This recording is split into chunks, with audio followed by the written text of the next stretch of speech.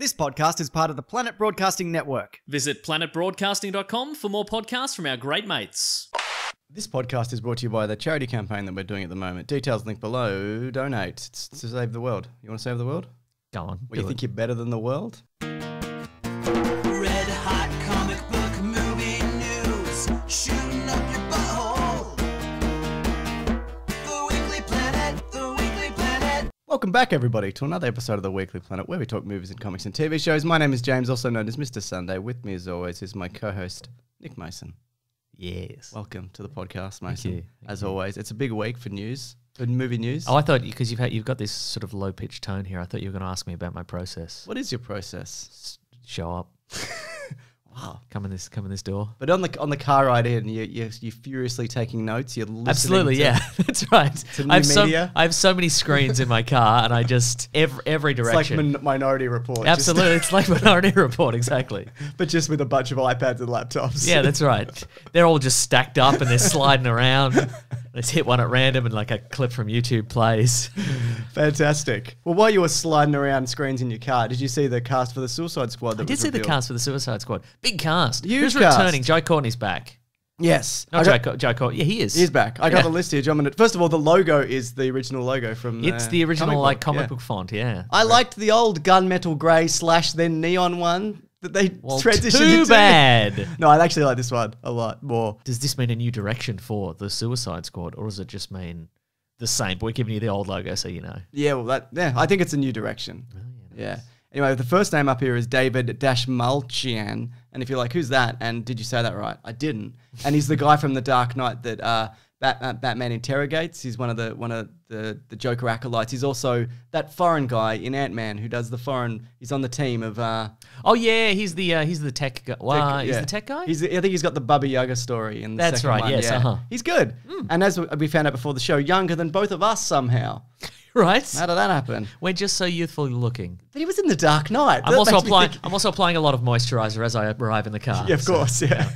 Because you got to slip between screens as well. Absolutely, that's right. John Cena, which I don't think was confirmed before. Jai Courtney, Joaquin Cosio, Nathan Fillion, Joel Kinnaman's back as Ricolas Flag. But who's Nathan Fillion going to be? Good All these question. people, we don't know. We don't know. There's no full. Let's do some rampant speculation. Definitely. I reckon Nathan Fillion is Max Lord.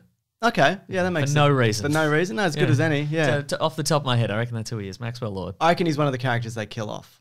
I reckon he's like a... Oh, he's a decoy. Yeah. Yeah, right. Mei Ling NG, not sure how to pronounce that. I think so. Very good. Flula Borg, Sean Gunn, of course. Juan Diego Botto. Juan Diego Samaranch Very good. from the Olympic Committee or whatever. I remember him. Yeah. Oh, that's Juan Antonio Samaranch. Never mind. The winner is Sydney. That's Yes. what he did. Is that guy, No, right? yeah. Uh-huh. Storm Reed, Pete Davidson. Is he from SNL? Yeah, I believe so. Is he one of the ones that sucks? Flip a coin, Mason. Oh, yeah, okay, right. Yeah, I think he's the one who was dating Ariana Grande, and now he's dating one from Underworld, Kate Beckinsale. Good for him. Yeah. Taika Waititi, Yeah. Alice Bragg, Steve Agee, Tina Shee Kajesi. I'm not good at this. You're so good at this. Daniela. Oh, you know what I picture? I Malquire? picture a listener who's gone, oh, new casting for Suicide Squad, I'll just bring that up. Yeah. And they're trying to read it while you mispronounce everything. It's like mispronunciation bingo, because that's how it's set up. And you're like, and they're like, no. Peter Capaldi, Jennifer Holland, Viola Davis, Idris Elba, Margot Robbie, and Michael Rooker. Ooh. Got through it. There's quite a few James Gunn good luck charms in there. There's Sean definitely Gunn, is. Steve Agee, Michael Rooker. Michael Rooker. Even Nathan Fillion. Yeah, that's true, He shows yeah. up in Guardians. He's the one that Groot puts the tree fingers up his nose. Oh, yeah, that's that right. guy. So Yeah, he also posted this out with "Don't get too attached." So it seems like at least half of these will probably be killed. The Suicide Squad, the original movie, lacked a lot of things, Mason. But one of the things that really lacked was killing a bunch of the Suicide Squad. Yeah. Which is the point of the Suicide Squad. Yeah, they killed a lot of anonymous soldiers, didn't they? And Slipknot. They killed Slipknot. I was going to say Boomerang Boy, but that was the other one, and he didn't get killed. Yes. So I'd imagine this is like a soft reboot. Doesn't matter if you have to see, because they're not really committing to like what this is exactly. No, that's true. But I think the characters who are returning are going to be playing the same. Yeah, characters. I think so. We might also see like this might be a movie that is set it's set, before or after a mission, or like we see an initial mission in progress right at the start, and we have we have a Captain Boomerang and we have a Harley Quinn or what have you, still in the team as some additional, maybe Nathan Fillion's or Steve Agee's just getting riddled with bullets. Yeah. And then we move on to the main thrust of the movie or something like that. And more people are riddled with bullets. Yes. I wonder if... So I think Joel Kinnaman will be like another Rick Flag type, maybe. He won't be Rick Flag again. No, he can't be Rick Flag again, but like, Did he die in the last one? Rick Flag? Yes. No. So why can't he be Rick Flag again? Nathan Fillion wasn't Rick Flag. Oh. I'm saying he's going to be another. Like, you said Joel Kinnaman. Did I? You said the wrong thing. If anything, right, Mason. Sorry, yeah. So I think Nathan. Go to the tape. Nathan Fillion. Yeah, I probably did say the wrong thing. I do that all the time, but I listen back. I'm like, I said the wrong thing there. Do you fix it in post? So if I can edit it out and it makes sense, I will, because otherwise I'll just get messages forever. So but otherwise you should fix it in post so I look insane. I cannot be bothered, Mason. You'd prefer my own actions make me look insane. Exactly. Okay. That's right. All right. Yeah, it would be disingenuous to the art of podcasting. Yes. Yeah. Should we bring up a list? I think we should bring up a list of like potential Suicide Squad members, and then we can be like, who do we think is who here? Let's do it. Yeah. Look, I'm sure we've been sent half a dozen or so from people. Potential castings, yeah. What about Peter Capaldi? We talked about this last week. Yes. And I believe we decided on Doctor Doom. We sure did. There was speculation that Michael Rooker was King Shark. Oh, voice of King Shark, absolutely, that would work, yeah. James Gunn has come out and said he's not going to announce for a while who's who, but some of the speculation has been on point and some of it hasn't. No Jared Leto, though. Interesting. That's true, that is interesting, yeah. But James Gunn is not a fan of him, he's mentioned before. Could even have World War II style Suicide Squad. That'd be great. Yeah. So maybe like a flashback group and then you've got your modern day. Maybe Capaldi's from the original Suicide Squad. Yeah. Idris Elba, Bronze Tiger. I think a lot of people have thrown that in the ring. Some people have also said as a Deadshot recast, but I don't think they'll do that. No. And Deathstroke, some people said Deathstroke recast. Okay. Sure. Polka Dot Man has been mentioned. Okay. I would say no. I would go Nathan Fillion as Peacemaker. That's a good choice. Yeah. John Cena's an interesting choice as well. So. Yeah. Also Peacemaker. It could be any kind of muscle. Anyway, this is gonna we could go round and round in circles. I was going to say this is going to take a long time. So maybe let's just move it along, shall we? But people got their lists, and I'm sure people do. Send them through. Do it for 1 week and then never again. Okay, good. It's terrific. Mason, sources confirm at The Hollywood Reporter that HBO is near to a deal for a pilot for a prequel for Game of Thrones set 300 years before the events of the last series that track the beginnings and the end of House Targaryen. Oh my God, it's going to be called Game of Thrones. Everybody in this you learn to like will die. Just like regular Game of Thrones, except it's 300 years ago, so there's no chance they're still alive in the modern era. Except for the guy who lives in the tree. But I mean, that's probably the past anyway. That's true. Or is this an alien planet? So we don't really know the lifespan of anybody in this series. Or how big they are. Could be Star Wars where they're all 900 feet tall. That's right. And we just don't know. We just don't know. Because they've got nothing to compare them to. That's right. Nothing Earth style. Look, I'm not going to lie. I've definitely cooled on anything Game of Thrones related and not super interested. But what about you? House Targaryen prequel? Zero interest. Yeah, me too. Yeah. I mean, we know what happens. Exactly. It's going to be a good looking show. Do you think there'll be any dragons? Because, by the end of the Targaryen reign, all the dragons were kind of wiped out. They kind of inbred them and kept them. Oh yeah, right. Okay. Oh yeah, okay. The tail end of that, maybe. Yeah, maybe this might be dragons aplenty then. Yeah. So this is going to be all dragons. They've talked about in the books about the timeline of when the last dragon was and all that kind of thing. And I know they've mentioned in the movies, so I don't know if that lines up exactly. But they're probably going to do some form of dragons. Does Game of Thrones have different dragons, different types of dragons, like your Dungeons and Dragons, where there's like frost dragons and acid dragons? That's a very good question. I don't actually know because these ones are all just fire, lame. You think they're lame? Don't think some of them are cool and rad? There's a couple of scenes where they're all wearing baseball caps, but they are firmly pointed forwards. Ugh. So that's not cool, is it? Absolutely not. Yes. Go Sox. That's what I say. You say go Sox? Yes. Yeah, good. You've also arbitrarily picked a team from America. What did you pick? Packers, I think. That's Packers. A good one too. Yeah. Go Sox, obviously. Yeah, I was going to say, obviously. I mean, I don't know what's going to happen when the Sox battle the Packers. Two teams from different sporting franchises. Oh my God. Yeah. I can't wait. I can't wait either. How about this? Can you wait for this? Andy Muschietti, who of course directed the It films and the upcoming The Flash movie, says that a 7-hour It supercut with additional material is on the way, including some stuff that he's going to shoot for it specifically. Huh. So there you go. What's he doing this on his off hours? What are they? He is. Are they paying him for this? Like, I don't think so. I don't even think they're going to actually let him release it. I think he's just doing it. Yeah. He's just gone rogue, mate. Oh my God. Yeah. I'm interested in this. New machete cut. Oh, very good. Wasn't that a Star Wars thing? Yeah, the machete order. Machete order, yeah.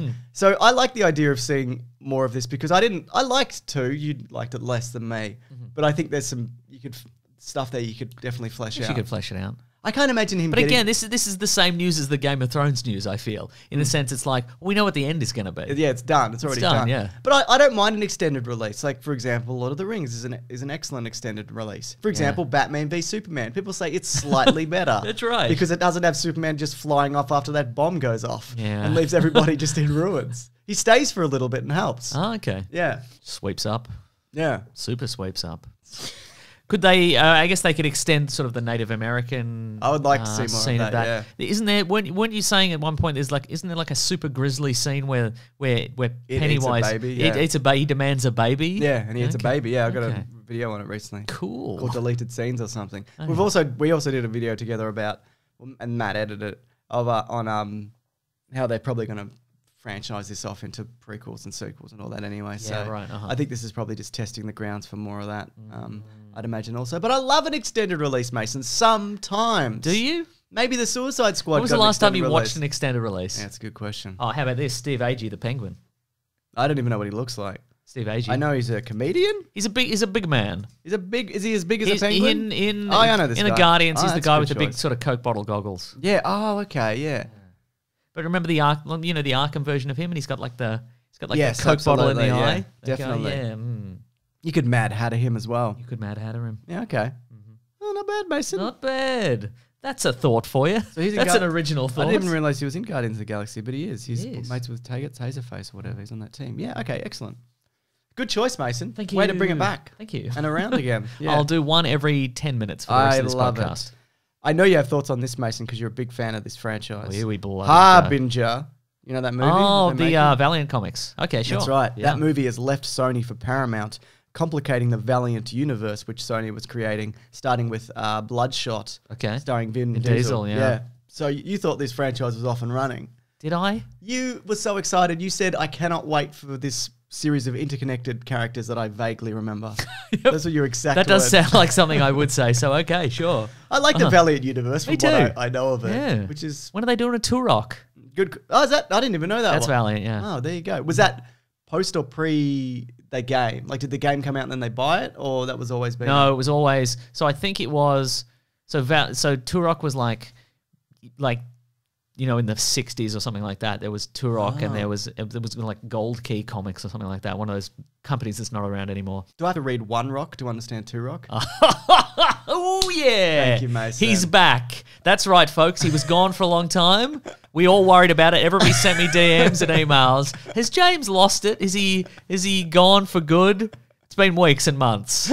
And Some but people he's say back. since I got married, And like I've lost my edge. That's right. It's true because you're always wondering what the missus is thinking about what you say on this podcast. You used to say some real edgy stuff, but now you're like, I'm firmly on the fence now all the time. That's what you said. But I'm just here to say he's back. It's good to be back. Because Turok, like two. Like two, Yeah, like T-O-O. What you did is you imagined that Turok was in fact a sequel to a movie called It's One One Rock. Rock. That's good Comic. stuff. Yep. Yeah. Thanks, Mason. No problem. Anyway, I'm just going to pull this string and all the confetti's going to fall from the studio. How did I not notice that? That's right.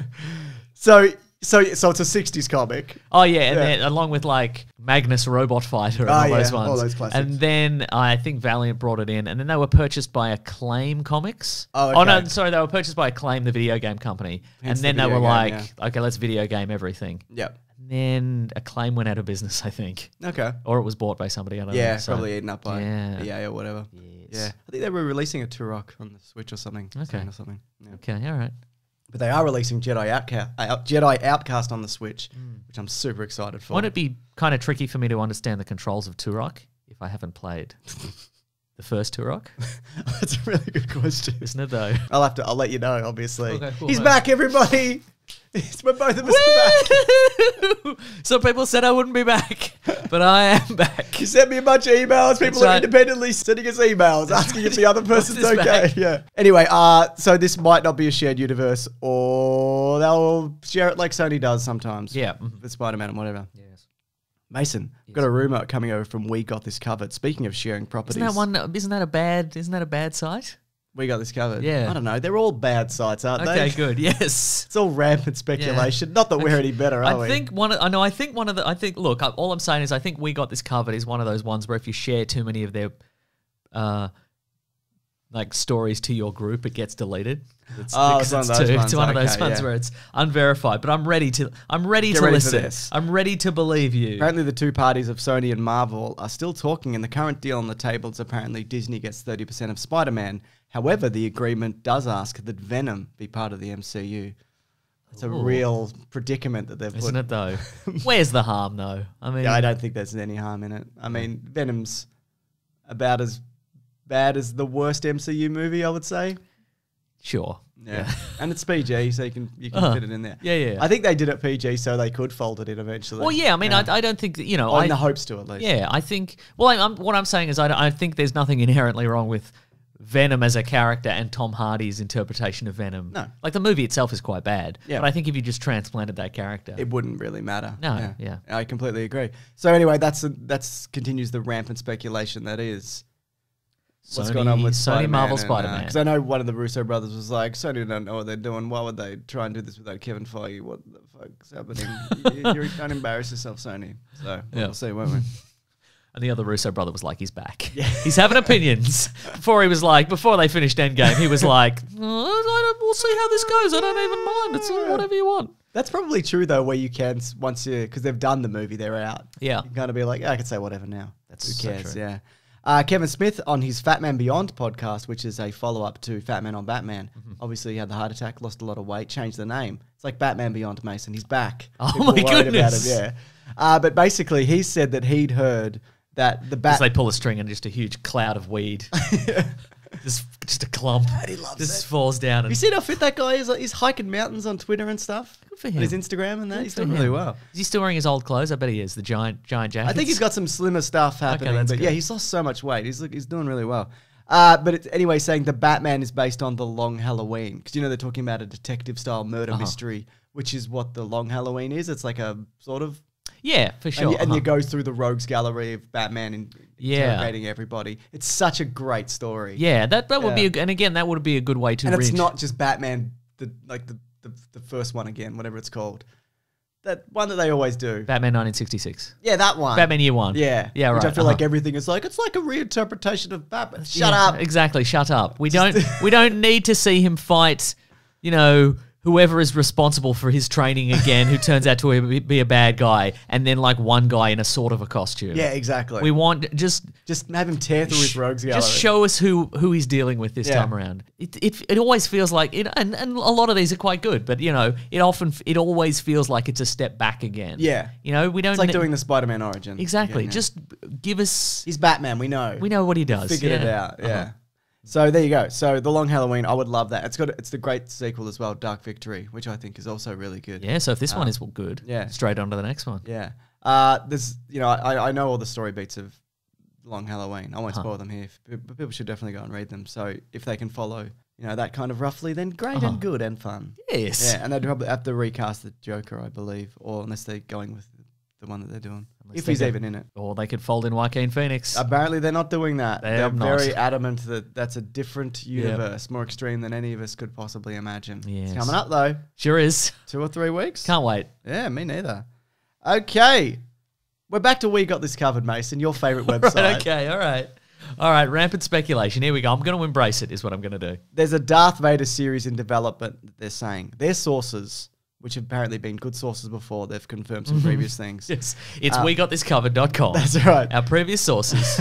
They say that James Earl Jones is going to be involved and Hayden Christensen may be there if they decide to use Flash Backingtons. So, Yeah, okay. Yeah, what do you think of that? Darth Vader series. Series. Like a Disney Plus, Yeah, right, okay. Good, I think.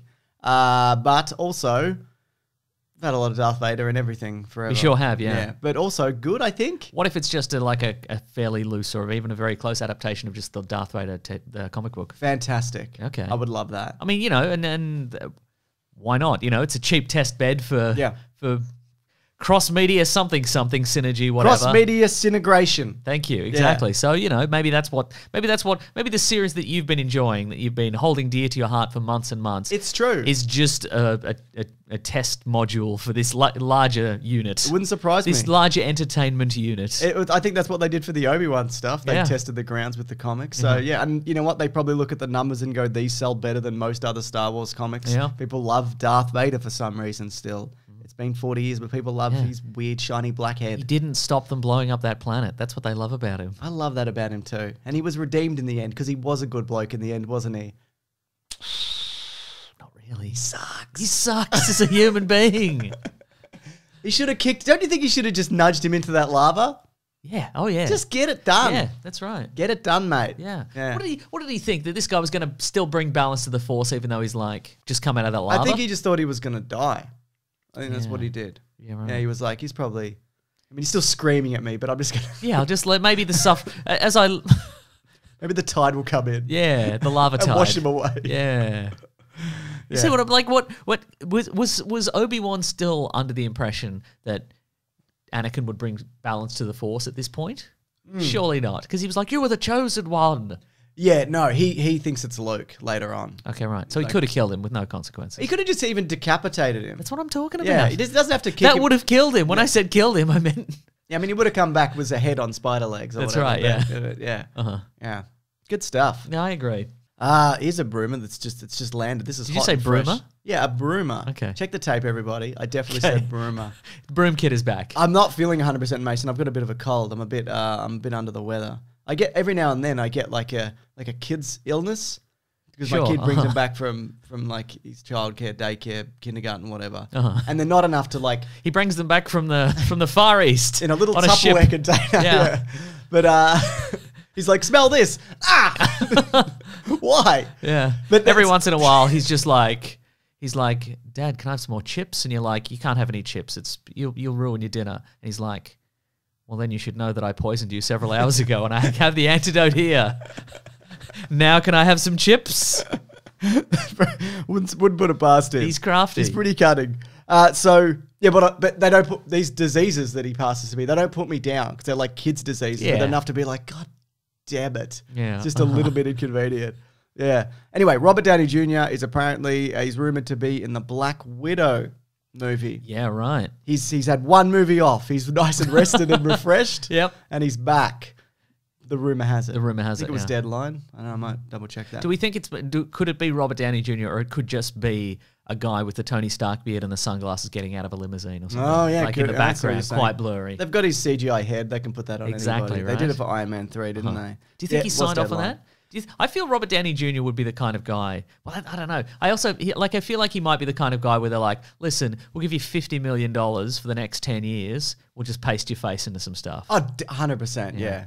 And you can sign off on it before or whatever. Yeah. No, I think I don't think he really wanted to he didn't seem like he was super keen to stop doing it. So this is a way for him to be dead in the universe, but still kind of pop up. Yeah. I also wonder about Robert Downey Jr. sort of just generally, because before this, he did some, he was kind of like a Johnny Depp in the sense that kiss, kiss, bang, bang. Exactly, but he did he wasn't like a guy who's just in it for the money and he's just kind of So he did Chaplin and stuff like that. Yeah, he won an Oscar for that. Yeah, and so I wonder does he do the Marvel movies because they're a big paycheck and it's fun, but does he do it because he's like I want to take something like a big genre superhero-y dumb thing and then inject some real acting into it? I think that's probably definitely part of it. And if you look at where it starts, he wasn't to know that Iron Man would have ended in well that's Endgame, true you know yeah what I mean? He would have got a pretty decent payday, but then off the back of that then his pay has increased exponentially because they signed a weird deal with him, whatever, which they haven't made the mistake of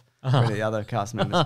But so I don't think he signed on thinking this is going to be the biggest thing in the world. So, and I wonder if you do a 10-year franchise, is he out there is he going to be well, I've got to do more movies now, different, I've got to branch out and do different stuff now, or is he well, I did 10 years of this and it was fun. Yeah, but also he's proven himself in other roles that's true. Multiple times over the decades. He did Air America with Mel Gibson. That's true. So, He did Due Date with Zach Galifianakis. Not a good movie. No. That was the Joker director, actually. Oh, yeah, that was Todd Phillips, yeah. He did the one where his dad was Robert Duvall and he killed someone in an accident, and Robert Duvall's a judge and he's like, I don't approve of you, but I need your help, Robert Downey Jr. It's called Whoopsie Daisy. Apparently it's fine. Okay, cool. Yeah, and he's also doing another Sherlock, of course. Oh, okay, right. Sherlock yeah, Gnomes yeah, 3. What else we got here? So yeah, anyway, he'll probably come back. And speaking of Marvel casting, Mason, Hailee Steinfeld is apparently going to be Kate Bishop in the Hawkeye TV series. Second apparently. Hawkeye, that's fun. Yeah, Okay, I like that. cool. Good casting. Mm-hmm. And She's good in True Grit. She's great. And probably other things that I haven't seen. Bumblebee. Oh, yeah, I've Edge seen of that. 17. Yeah. Okay, right. She's great. She's terrific. So good choice. And give her the Hawkeye haircut, obviously. Oh, of course, yeah. Speaking of haircuts, Yes. you've showed me this just before the show. Oh, yeah, that's and right. I should have done it live, in fairness. What's happening in the world, Mason? Well, look, we love to talk haircuts on this show. Haircuts and wigs. That's right. Yeah. And speaking of real hair, the real deal. The realest hair you've ever seen. Whatever the actor's name is, Steve from Stranger Things, who has probably some of the greatest hair in on movies or TV. Recent memory. Not a wig, real hair. Real hair, real man. Whatever his name is. Joe Keery. Thank you. I did not know that. No. I'm sure I've read it, but I couldn't recall it. Anyway, we've seen a side-by-side photo. He's cut his hair. What's going on? Did he cut his own hair? Maybe he cut his own hair? Yeah. I just don't know. Maybe. Because I was like, what has he done? Is he giving himself like a mullet or something? And you're like, just look at it. You were like, has he done the Hawkeye hair? Yeah, like, I did.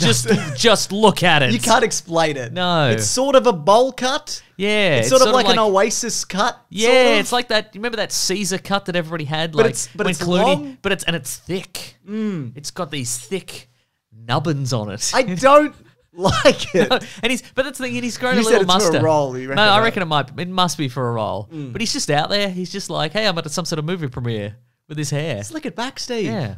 Look, as someone who has and continues to have questionable hair at the best of times, he's gone too far. He's gone too far with this. I hope it's for a role. Yeah. I hope it's for his sake and our sake. Yes. And the listener's sake that it's a joke. Because what I'm saying, he's got a mustache as well. Yeah. So maybe he's in some sort of role where You know, sometimes people are like, I can pull this off. Yeah, right. Very specific people can pull off a mustache. Well, but also his Stranger Things co-star, Dacre Montgomery, has a mustache from time to time. He's looking good. Maybe he's like, could be like Dacre can do it. Yeah. Also, I always thought his name was Dacre Montgomery.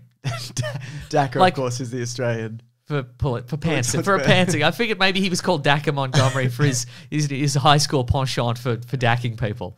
They call him Dacre because all the kids he dacked in high school, you know? Yeah. I don't think that's why. I think it's just his name. I think it's Dacre. It's like acre, with a but D. for dacking. Yeah, for sure. He's done so many acres of dacking in his time. He got the Guinness World Record for the number of dackings he did. How many dacks per He acre? did 6 acres of dacking in a row. Yeah. DPA. Yeah.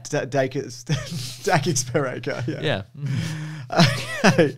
Anyway, that's hair talk for the week. Boy, is it. Last bit of news. Right. Face Off is getting a reboot in development of whoever owns Face Off. Of course, made famous for the movie Face Off, John Travolta and Nicolas Cage. They're taking each other's faces off. Yeah. They're putting their faces on other people's bodies. Little known fact about that movie also, they also changed the physical shape of the Oh, that's they're putting right. the love handles on. Yeah, that's right. Nicolas Cage There's some lines of dialogue about sucking some fat out and Yeah. putting it back.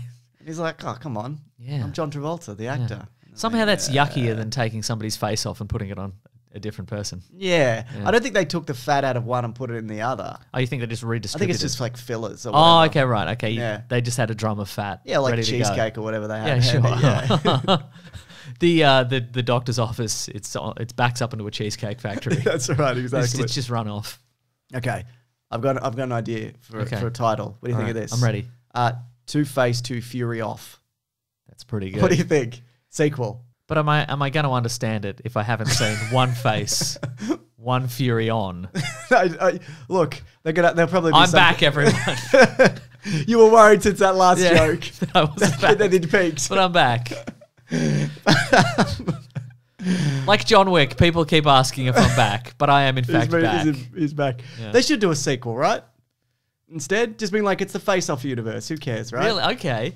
So Travolta and Nicolas Cage? No, don't. Well, Nicolas Cage's character is dead. Okay, well, do you think... So what are you saying that this is now the first instance of this for crime fighting was so successful that now all policing in the future, in the modern day, it's just people's faces being switched over. No, I think they went, we had this 20-year-old program and we had to scrap it because it got too confusing, all right?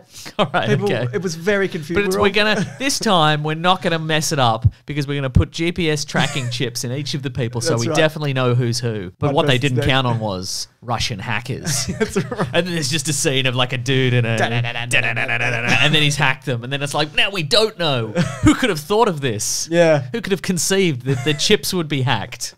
The very vulnerable chips. People are saying, who do you get? Oh, people are saying. People are saying. Okay. People are also saying, should you reboot this? It's a ridiculous movie, and who cares? Right. And as with all reboots and sequels, yeah, I like the first one. It's fun. It still exists. It's not going to ruin it. You know what I mean? They made a new Point Break, and it didn't ruin anything. Yeah. Except for the careers of everybody who was in the new Point Break. That's true, yeah. So who do you get? Some people have said Hugh Jackman and Ryan Reynolds, yeah. What about Ryan Reynolds, Ryan Gosling?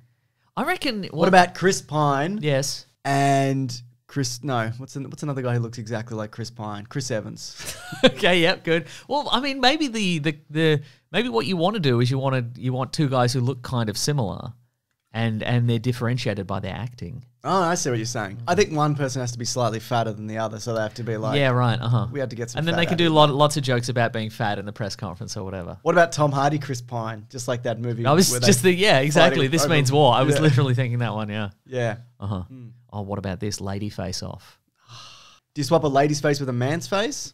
No, I think that would be too much. Just full even in the advanced 29 technology that has evolved from 1998 face-off technology or whatever it was. I think that might be too advanced. For face-off technology. Yeah. Yeah, I see what you're saying. Maybe they have been doing it for 20 years and they're like, we're finally ready. Yeah. You know what we're doing. Drew Barrymore and David Harbour. That's what we're doing. Nice, yeah, perfect. Just a giant Drew Barrymore. Yes. Yeah. I love it. Just charging through the streets, swatting cars out of the way. Yeah, okay. I would see that. You wouldn't see that? Oh no, I would absolutely see that. Okay, it's a face-off sequel, but the technology has gone it's gone into a nightmarish direction. And when you swap the faces, who knows what's going to happen? Yeah, exactly. Yeah, there's just massive size discrepancies. I love it. Just a giant club arm. Like they inject the fat in the, they're like, well, we got to make this guy a little bit bigger, but then he's just got just a giant club. It's Resident Evil, is what it is. Okay. It's the video game, Resident Evil. And then one guy's like, didn't we used to do this for like infiltration or something? Like, no, just have we're gonna bust up that crack den or whatever. Just send in the David Harbour, Drew Barrymore monster, just to tear the building down.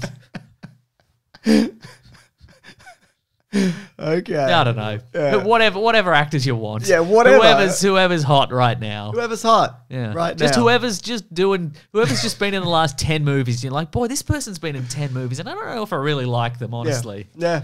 Man, maybe sequel to Gemini Man. Swap young Will Smith's face for old Will Smith's face. Yeah. What do you think about that? I love it. Great. Exciting news for the I'll cut all that out. This is leave that great. in. No, this is...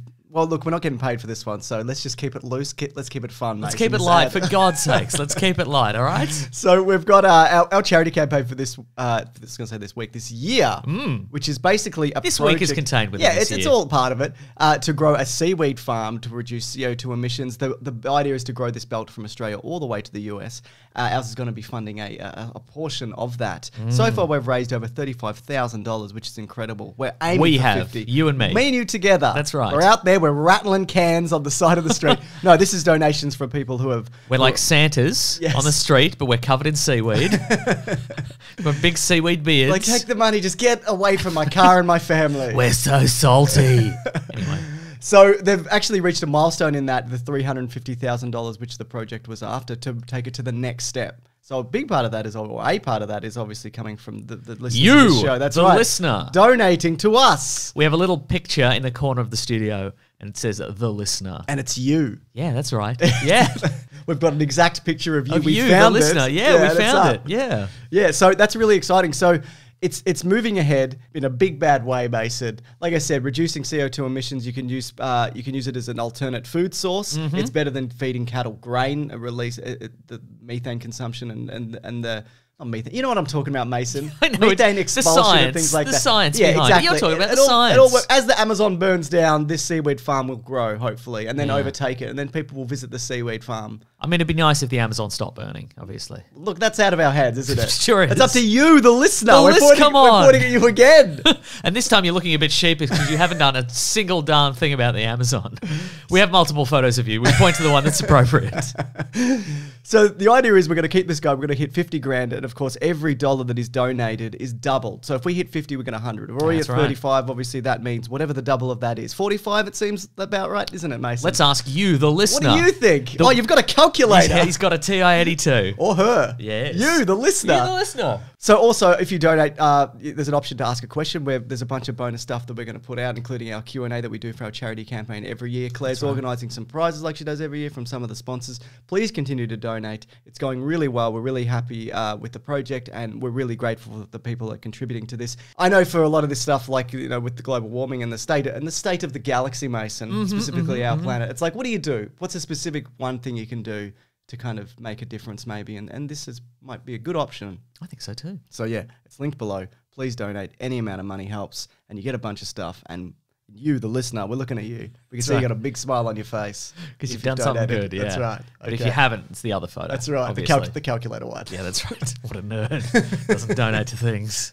I'm in the show? Yes. Oh my God, Mason. Yes. We're getting another Rambo. That's true, we are. I rewatched all the Rambo movies. We've got a Caravan of Garbage coming up on our favourite Rambo movie on Tuesday. Is it your favourite Rambo movie, though? No. In any sense of the word, it's no. the worst one. It's definitely the worst one, yeah. It's like a bad version of 2. It's 3. It's 3, yeah. Rambo 3. Yes, it is, yeah. But we thought this would be an excellent opportunity, as we do for we're working through all the classic action stars, their filmographies. That's true, yeah. We've done Keanu Reeves. We did it before the Keanu Renaissance, didn't Absolutely we did, yeah. Yeah. Uh-huh. And then we did Jason Statham. Yep. Mm-hmm. And obviously we ranked the Jason Statham performance roles on Stathamosity. Or did we rank him on Keanu or Keanu also? Oh, we did. Well, look, I think it's time to do both of those then. Yeah. Okay. So I thought maybe for Stallone we'll add those obviously, and we'll go through his filmography. We could do Stallion or Stallioff, might be a good one. Oh yeah, that's pretty good. Okay, I like it. Yep. But of course, if you've got another suggestion, people always go, "I can't believe you didn't do this very specific thing." That we missed it. We're sorry, all right. Sorry. I didn't give it any thought. I'm not sorry. I'm back and I'm not sorry. Wow, he'll say anything. I'll say anything. So you're familiar with the early days of Stallone's career. I also found out he was an extra in MASH, the movie. Was he? That out. Yeah. Have you seen a I've still seen or an anything? image of it. Uh-huh. It could be anyone. But Okay, apparently right. he was in it. Apparently he doesn't admit a lot to being an extra in a lot of stuff that he was like in the past. The ego's taken over. Yeah. Yeah. So What do you think of Stallone generally? Is my first question. I've been turned around on him. Uh-huh. Because I think his work ethic is incredible. He's been doing this for decades, like 40 years now. Well, that's true. And he's writing and directing and being muscular and Yep. changing his face. It's almost like Face Off, the way that his face has shifted into like a cinder block. Boy, isn't it though? Yeah. No, I definitely admire his work. Do you think there's in his attic there's a painting of a cinder block that's slowly being chipped away? Well, he entirely retains forever possible, youthful yeah. and like a cinder block. But to start off his filmography, we're gonna have to get a little bit racy. So Here we skip go. ahead for this. Yeah, okay. It's nothing too saucy, but he got some kids in the car. You probably want to skip this bit because he, of course, kicked off his film career in The Party at Kitty and Studs, which was a softcore pornography film. Oh. So it wasn't like it wasn't a. What do you see? Do you see stuff going in? That's the what question. I'm Is saying. You don't going? see that. I've never seen it. Apparently, it's terrible. I don't want to see it. Yeah, right. But and it was also then re-released as the Italian Stallion after the. Is he after is he Rocky. the star of it, or is he just? He in is. it? Okay, right. So apparently, So a big payday for him. Well, he got $200 for 2 days' work, Mm-hmm. and he said it was either do that or rob somebody because he was out of his apartment. He was homeless for 7 days at the time, so he was just like, you know, I understand that. You know, Yeah, you got to sure. eat. That's Sure do. yeah, I totally get it. So apparently, the owners of The Party at Kitty and Studs offered to sell him the rights for the film for about $100,000 in order to prevent its re-release, but the actor said he wouldn't buy it for $2. So it was just like, fuck you. Yeah, right. No, Bit of release it. I don't blackmail care. there. Yeah, so Wow. that's pretty. I like that. I like that kind of attitude. To be Where like, are they no. now? Yeah, sequels, countless sequels that he's involved in. That's right. They love it. I think I've seen like maybe still images of it. It sort of looks like it's like weird early days Stallone. So it's kind of like it could be anyone. Yeah, right. I don't want to. He's grown into his face, is what you're saying. He certainly has. He's grown into his Cinderblock face. Yeah, so there you bloody go. Well, there you go. And like, so he's got this career that before Rocky was like, he did Death Race 2000. I always assumed that the Italian Stallion his nickname was from that. But no, it was a rename. They went back and they changed it. So the original Death Race he's in, he's like one of the minor players in that. Okay. He was in he did some TV stuff. He was in Kojak, like an episode of Kojak. Yeah. He was in the Lords of Flatbush. Okay. That was the one that he was with Richard Gere, where he kicked Richard Gere out of his car for eating like a greasy chicken. And he's like, if you eat that, I've got the story here. I'm not going to read through it exactly. Oh, that's not a scene in the Lords of Flatbush. No. Richard Gere was on it and he got kicked off. Because apparently him and Stallone didn't get along, and they're still enemies to this day. But because of some sort of chicken. Well, it's complicated. Let me just break it down. So Stallone. Okay, maybe I'll just read it. How about we don't talk about the filmography of Sylvester Stallone? Let's in fact just break down this situation where Richard Gere and Sylvester Stallone are mortal enemies to this day because of something from the 70s or 80s, whenever this was. 70s, yeah. In the 70s about a greasy chicken. All right, I'm just going to read this, all right? Okay. It's just easier. This is from Stallone. We never hit it off. He would strut around in an oversized motorcycle jacket like he was the baddest knight at the round table. One day, during an improv, he grabbed me. We were simulating a fight scene and just got a little carried away. I told him in a gentle fashion to lighten up, but he was completely in character and impossible to deal with. So that's where we're starting. Okay, right. Then so Gere stayed in character. He was too method. Exactly. All right, I he get couldn't it. switch gears. He Yeah. couldn't bring it down. Oh, I gear. get it. Thanks. First of all, I like the idea that Sylvester Stallone, tough guy, is like, well, this guy, he's swanning around, he's fake tough guy, whatever. Anyway, we're in the middle of an improv, and I wanted to space jump to the beauty salon, but he wouldn't let me. He stayed in characters. This guy, come on, Stallone. Then we were rehearsing at Coney Island, and it was lunchtime. So He kept blocking me.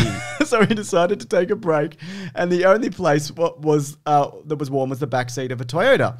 I was eating a hot dog. Just a random one? That's right, I guess so. It's just a burnt out Toyota. I was eating a hot dog and he climbs in with half a chicken covered in mustard with grease nearly dripping out of the aluminium wrapper. And I said, that thing's going to drip all over the place. And he said, don't worry about it. This is Richard Gere. Richard Gere, yeah. I said... This is wildly out of character for the Richard Gere I know, a man I don't know at all. I don't know anything about his personal life. Mothman Prophecies. I've seen maybe 2 movies he's in Woman? a decade ago. That one about dancing he did. No, I haven't seen that. You haven't seen Gigolo, American Gigolo, whatever? Oh, I have seen American Gigolo. Yeah, I haven't seen that one. And he said, Stallone said, if this gets on my pants, you're going to know about it. And he proceeds to bite into the chicken and a small greasy river of mustard lands on my thigh. I elbowed him in the side of the head and basically pushed him out of the car. The director had to make a choice. One of us had to go and one of us had to stay. Richard was given his walking papers and to this day he seriously dislikes me. Now, are you familiar with the Richard Gere gerbil story? Oh, look, I've heard things. Yeah. Do you think Stallone started that rumor? Well, apparently Stallone started that rumor. Oh, wow. So again, we're trying to keep it PG here on the Weekly Planet, obviously. There's one F-word episode, maybe. But basically, there is a rumor that Richard I'm Gere... saving all my F-words up. Yes, just for the X-rated episode. That's right, yeah. For the episode 400. Yeah. I thought about it. People said, why didn't you do 300, the movie 300 for episode 300? We should do the movie 300 for the episode 400. Absolutely, yeah. we should. But Richard Gere was apparently admitted to hospital because he had a gerbil, or like a hamster, whatever you call it from in his butt. In his butt. Yeah. And it's a rumor. It's not true, apparently, by all accounts. But it's just been this persistent thing. I don't even know how big a gerbil is, to be honest. Like hamster size. Oh, okay, right. Okay, I can picture that. If you broke its bones, you could probably... Oh, it was dead, okay. I don't know. I always pictured a live gerbil. I mean, it probably went in alive. Sure. But people say that Stallone started that rumor. Okay. I don't know whether that's true. So there you go. Anyway, then he wrote Rocky. Sure and we've talked about the Rocky movies before. Yeah. They're good for the most part. Exactly. Initially, it was a story about one man beating up another man for getting mustard on his leg. And then he just kept rewriting, and eventually it was the movie Rocky. Exactly. I would have liked to have seen the original Just cut. wash your pants, Sylvester But Stallone. if you had a white pants and you get mustard on it... I guess it was the 70s. It could have been a white pant. Exactly. It was definitely a white pant.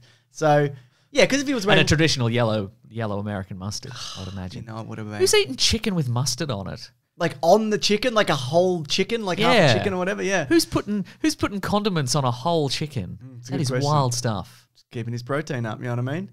He's got a very busy after-work life. It's clearly, yeah. Anyway, yeah, like I said, let's not go into Rocky because We did a Rocky episode. We did, it's and true, we're going yeah. to be coming back for more Rocky episodes. But there's some movies after there, which, do you know Fist or Paradise Alley? No. Nighthawks? No. No. Is So he's the star of all these? yeah, or in them at very least. And then Escape to Victory, which is the very first of his Stallone breaks out of a prison series of movies. my that God, he there's keeps been so making. many. So many. We should rank the Stallone movies that we haven't seen. Can you Okay. give me the Fist? F.I.S.T. Oh the my Richard God. Gere story. That's that is so compelling as a title. I like that. Okay, that's number one of the three that I don't recognize. yeah, right. Okay, what's the next one? Paradise Alley. Don't like it. Yep. Then it's Rocky 2. Yep. And then Nighthawks. I like the idea of Nighthawks. Yeah. It sounds I mean, it's Paradise, whatever the other one, Paradise Alley, whatever it was. It's after fresh from a devastating bomb attack in London, an international terrorist arrived in New York This is and Nighthawks. remains intent. Yeah, Nighthawk. Yeah, upon wreaking further havoc. I thought it would be kind of like a cool New York sexy diner movie. But I think this is when he was like, "Is this guy Pacino? What's he doing?" Because initially Yeah, people were like, yeah, right. "Is this guy the new like Pacino, Rob Redford, that kind of guy?" Uh-huh. And then he started kind of that way, and then he really just pivoted into just hardcore action man, as opposed to softcore pornography. exactly. Man. Well, look. Apropos of nothing, I'm putting Fist F.I.S.T. Yep.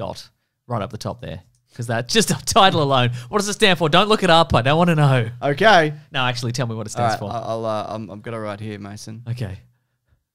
This might affect the rankings, obviously. A rebellious Cleveland warehouse worker rises through the ranks of the trucking industry union to become the union president, but his organised crime links are his eventual downfall. But what does Fist stand for? Probably something about trucking.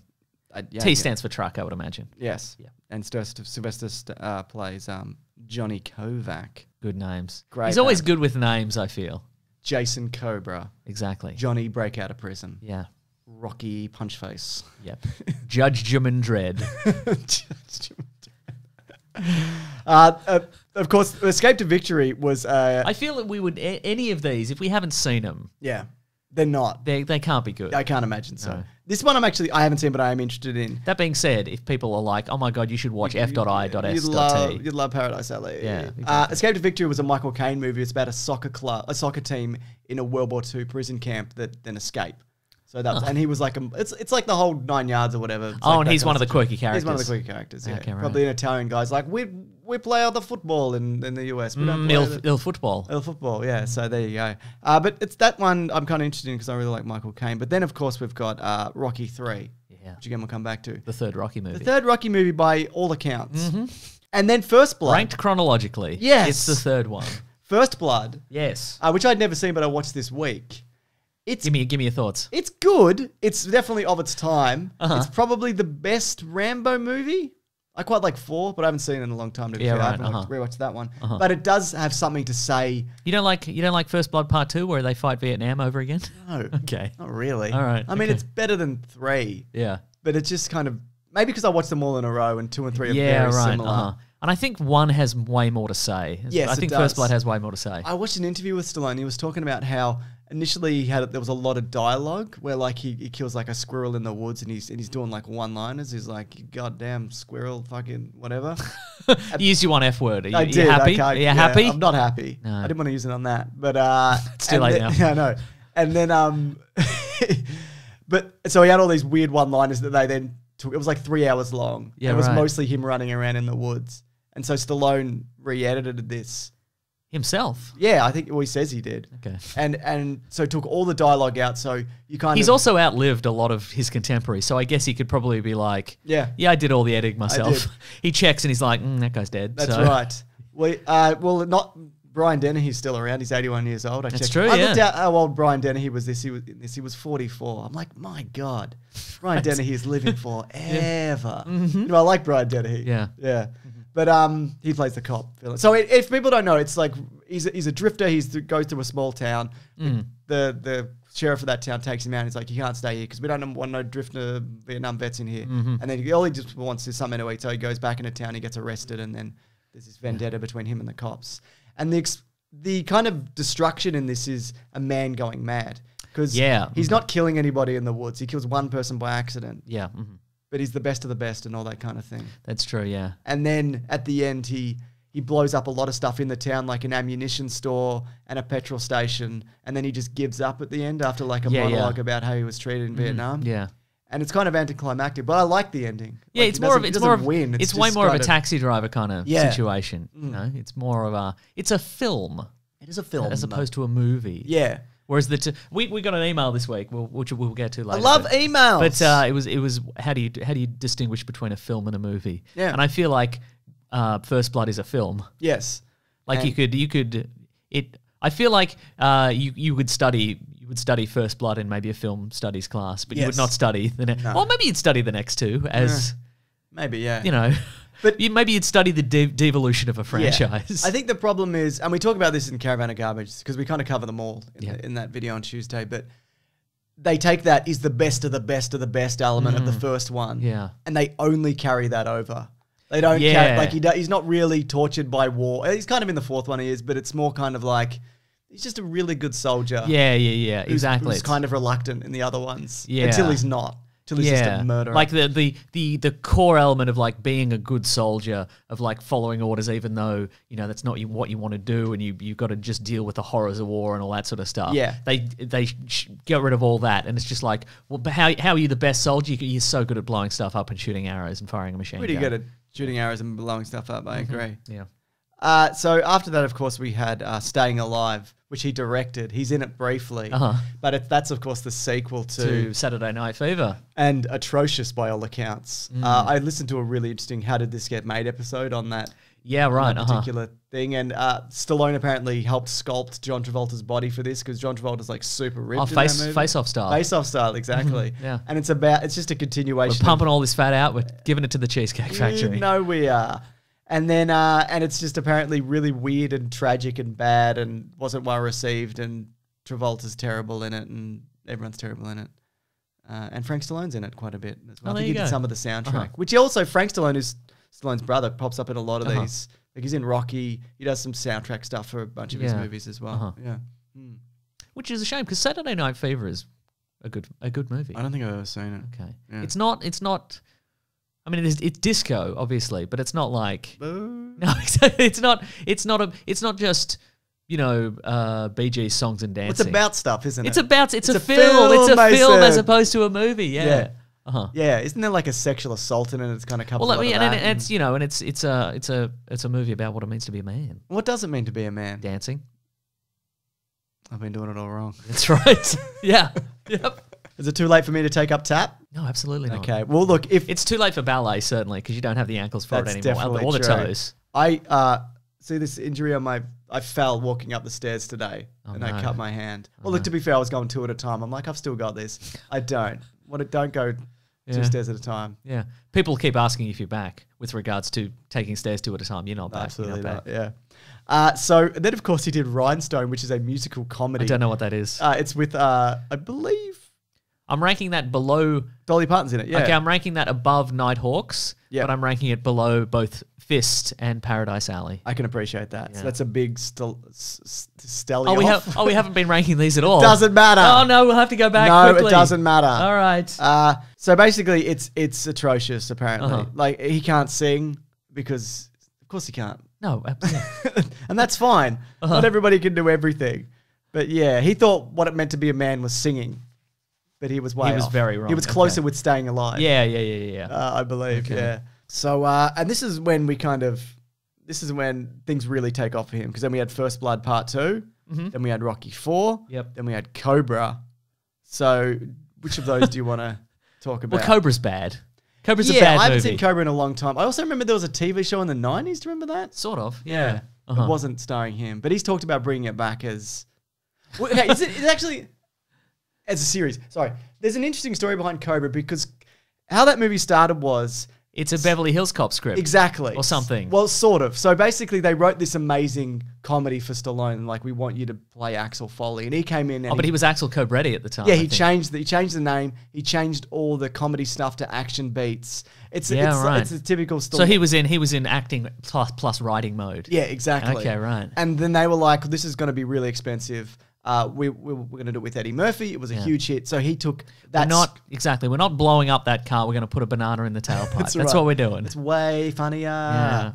which it is, to be fair. Yeah, And then so he took basically all his ideas from that rewrite and he made Cobra with it, where it's just like his unstoppable cop. But Cobra itself is an adaptation of a book, I think. Yes, so With it's Fair Game, it's a mishmash of which then became its stuff. own movie with Abe Baldwin and Cindy Crawford, I think. I remember that, Yeah. from the 90s. It's bad. It's real bad. So bad. That's the one where she's got a pizza account, which she rings up.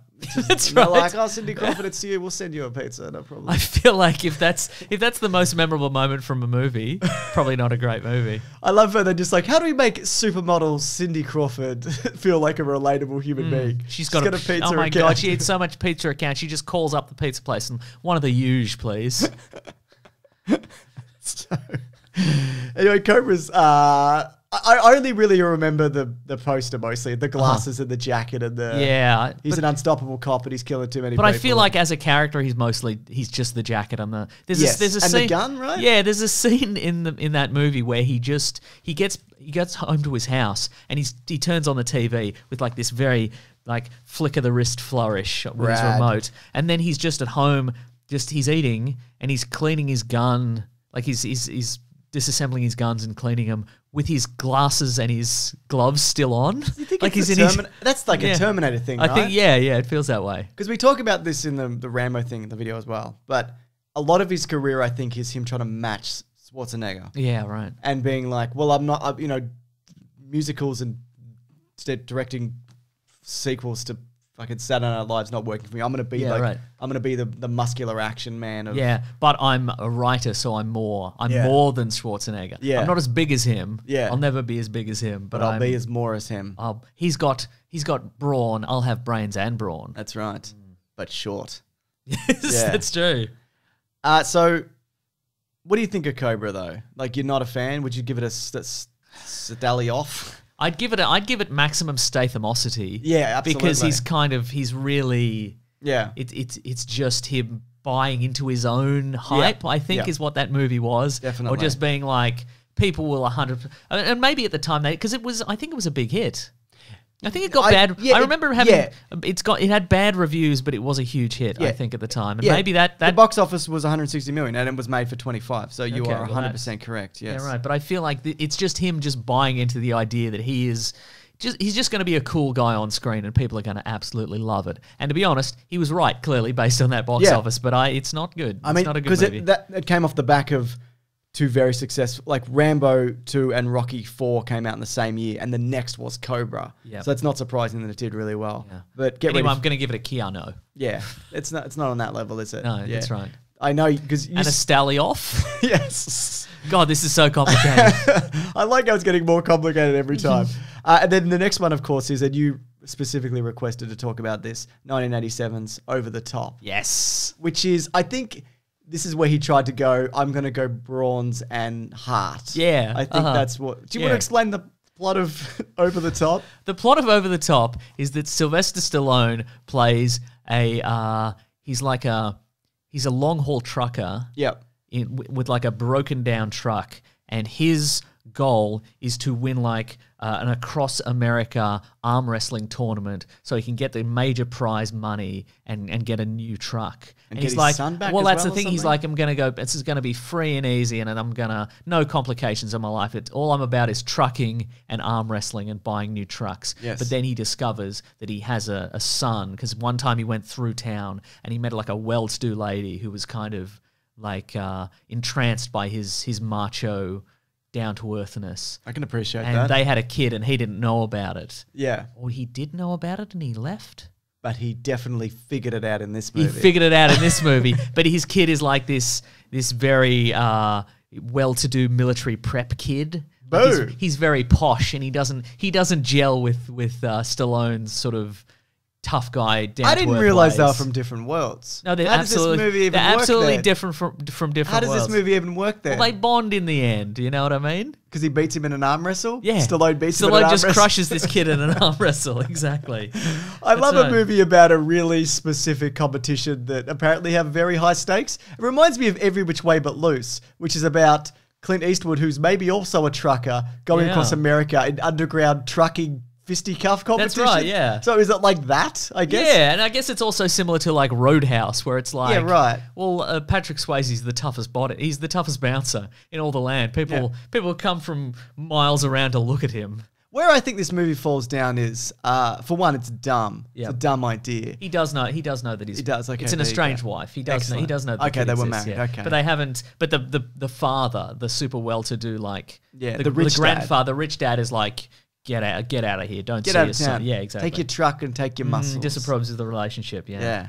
But I think where this falls down is the Also, Sylvester Stallone's character's name is Lincoln Hawk. Oh, so good. So good, right? You could switch that. It wouldn't matter, would you? Yeah. Hawk Lincoln doesn't matter.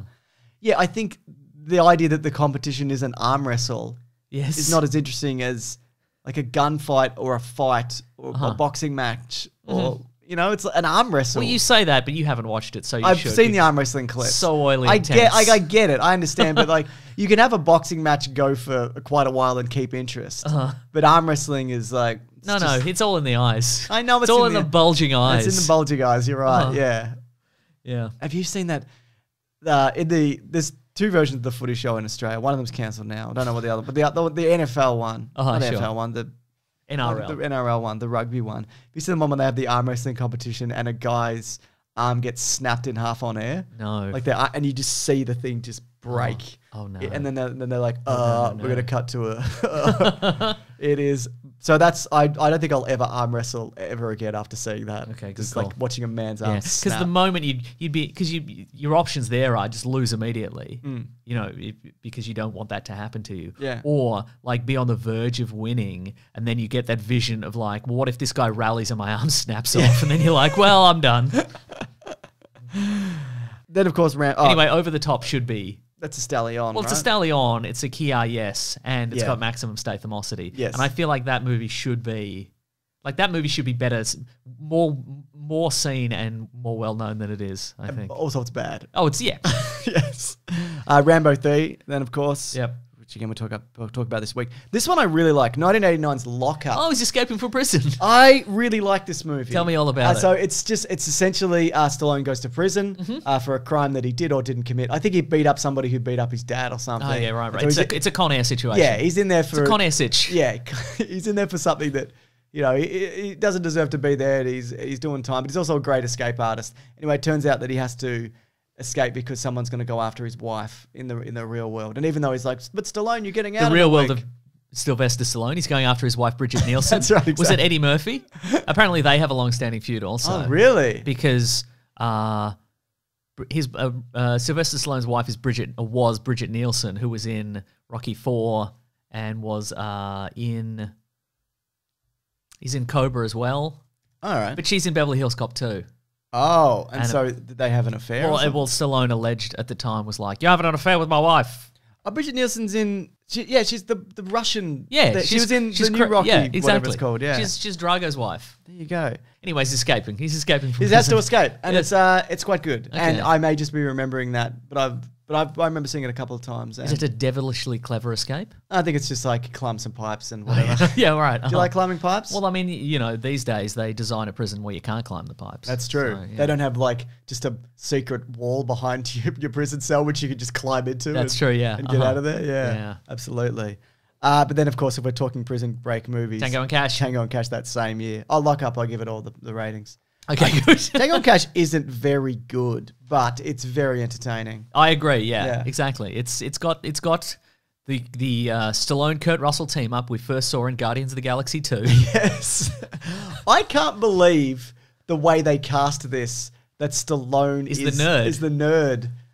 I can. No, I think Kurt Russell could convincingly play a Wall Street guy more than Stallone could play a Wall Street guy. Is what Yeah, I'm right, saying. Because he's like a prim and proper Wall Street glasses wearing, stock market following. Yeah, cop. but see, at the time, That's funny because it's not who he really is. No, but it's funny, but it's also like in the 80s, it's like the Wall Street guys were like the masters, they were called the masters of the universe kind of thing. Like that. Right. I think like an American Psycho kind of guy. Yeah. So they would be huge and also stock market guys, Yeah. you know what I mean? So it's like that. I mean, they thought they were. It's like tech bros who think they're... the Gordon Gecko kind of Yeah, effect, exactly. Yeah. Where he kind of did that as like a a parody almost of those Yeah. guys, and they all went, "We love this," and they all started dressing like Gordon Exactly, Gekko yeah. and whatever. I liked that Wall Street 2 movie, Money Never Sleeps. Did you? No, it was bad. You got him. It wasn't good. No, it was bad. I remember. It was Remember bad. when Gordon Gekko turned evil in the second one? And I then he remember. slicked his hair back we again? all remember Wall Street 2, Money Never Sleeps. We all do. It was No, bad. I remember. What's And I remember a lot of interviews with Michael Douglas, and they're like, "So is Greed still good?" And he's like, "No, it wasn't it supposed wasn't to be good in the last one. Why did I agree to this?" agreed to this. Oh, So Tango and Cash, of course, a running kind of joke throughout that movie is they never quite get that high five. that's right. Until at the end they get the high five, and then it cuts to a newspaper clipping of a picture of them high fiving. Two cops share worst ever high five. The headline reads. But there's like monster trucks and a Yeah. prison break, Uh-huh. and Yeah. it's just a dumb movie. And if you recall, Stallone does take a shot at Rambo. oh that yeah, that's movie. right. Yeah, very cool. Very cool. He did Rocky 5 after that, which I've never seen. But by all accounts, it's bad. I'm Tango, putting that below all the other things that I said. Yeah, below Rhinestone? Nighthawks. Yeah, below Rhinestone. I think he tried to make Rocky won it. It was like these Rocky movies are getting out of hand. Uh-huh. He's fighting, he's stopping wars and overseas Yeah, right. boxing Uh-huh, matches. yeah.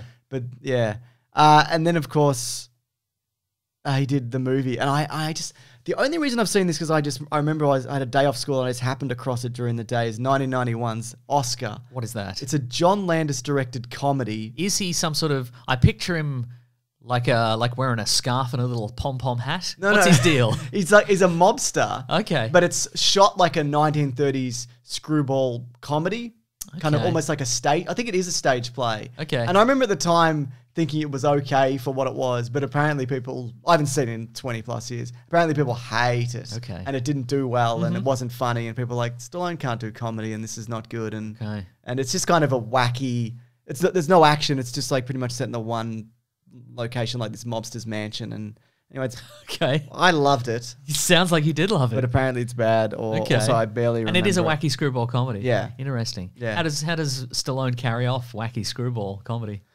He's fine. I remember him Okay. being okay. Yeah, I remember right. being surprised that he was doing it Yeah. when I saw it, but because I just never heard of it. Yes. And you know what? If I hadn't have watched it, you wouldn't be the man you are today. Well, I haven't seen it referenced anywhere ever since. Right. So the only reason I know about it is because I just happened to watch it like 20 If years you saw ago. a reference to it on, say, The Simpsons, you'd be like, that couldn't be real.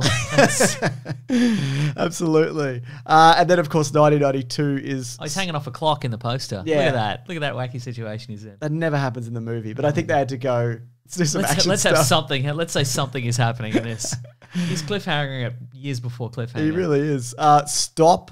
Or my mom will shoot. It's also, I didn't realize this, but it's stop, exclamation mark, or my mom will shoot. Yes. It's with a golden girl, isn't It's it? Estelle Getty, yeah. Yeah. Uh-huh. He only did this because Arnold tricked him into it. Oh, that's right. So he heard- Famously, he heard yeah. Arnold- He was like, I'm in the running for this. Yeah. Yeah. He heard that Arnold wanted to do it. So he's like, his agent was like, get in there and do it. And he's like, but it doesn't look very good. And he's like, no, you should do it. In October 2017, Schwarzenegger confirmed a rumor that, knowing the script was, quote, really bad, he had publicly faked interest in starring for producers to lure Stallone.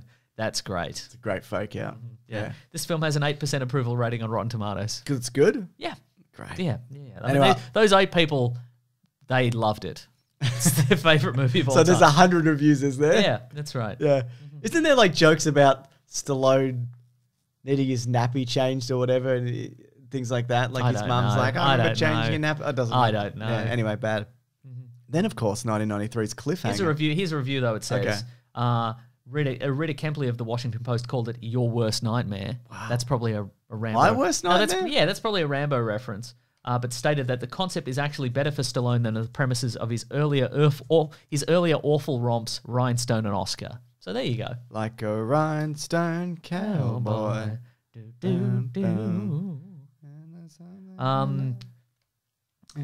Clifford Terry wrote in the Chicago Tribune that the film plays like an extended sitcom, perhaps 4 episodes of She's the Sheriff, and also about 2/3 into Stop or My Mom Will Shoot, Sylvester Stallone actually delivers the title line. That's how numbingly awful this is. Give it half a star for being in focus. Wow. Yeah. I don't think that's Is that too much? Half a star for being in focus? Anyway, here's a picture I found of Estelle Getty looking at Stallone while he's having a shower. Yeah, great. Classic mom situation, I guess. Do you think also he was like, Arnold's got Kindergarten Cop? Yeah, I haven't done maybe, a comedy yet. That's true, yeah. Yeah. But people like Kindergarten Cop. That's true. It would seem. The movie Oscar, we talked about that one. We're both a big fan. So Cliffhanger, 1993. Oh, wait, okay.